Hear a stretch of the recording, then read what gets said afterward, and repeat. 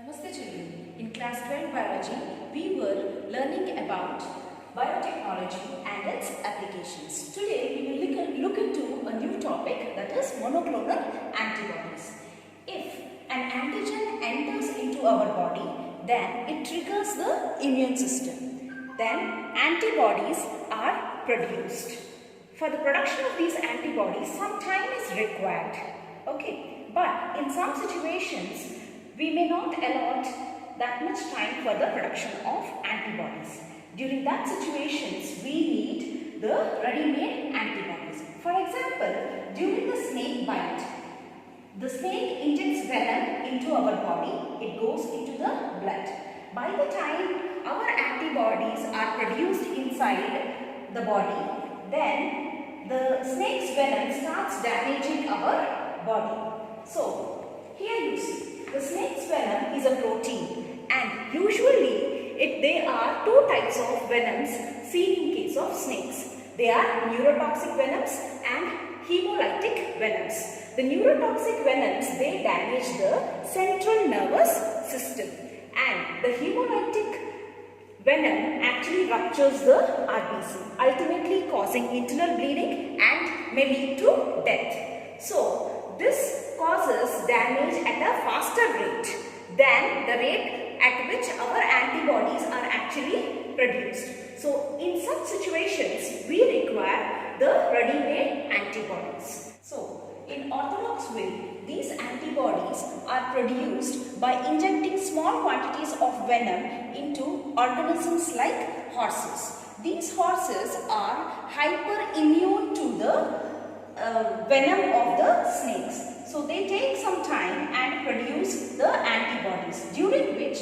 there may be some inflammation or swelling in the region where the venom has been actually injected into the body, or during the snake bite, the area where actually the snake has bitten the horse.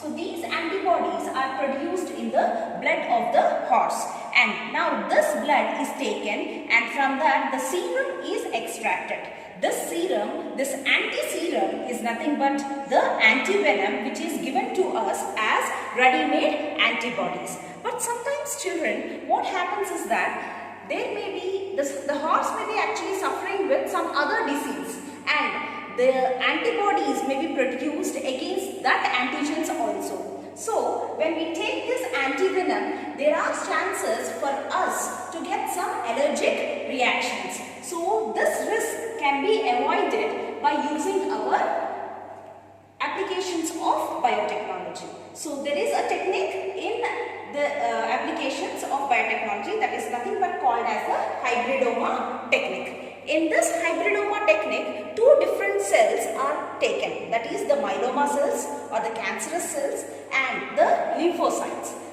The myeloma cells or the cancerous cells have two important qualities, children, that is they can divide uncontrollably, and the another one more quality of these myeloma cells is that they can also divide outside our body. So these qualities of myeloma cells has been exploited in this technique, right? So these myeloma cells have been taken from the bone marrow tumor and they have been fused with the lymphocytes. The lymphocytes that are used are actually triggered by certain type of antigens, so that these lymphocytes will be producing specific antibodies only against this antigen. Now, when these two are fused, the cell that is obtained is called as the hybridoma. That is the reason why this technique is also called as hybridoma technique. Now, this cell has got the quality of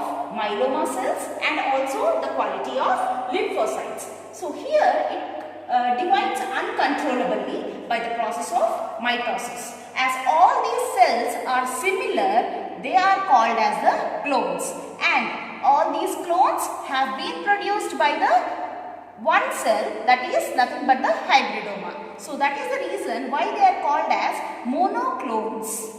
Okay. Now when these clones produce antibodies, remember children, that is the quality of our lymphocyte. Yes. So they produce specific antibodies, and that is the reason why these are called as the monoclonal antibodies.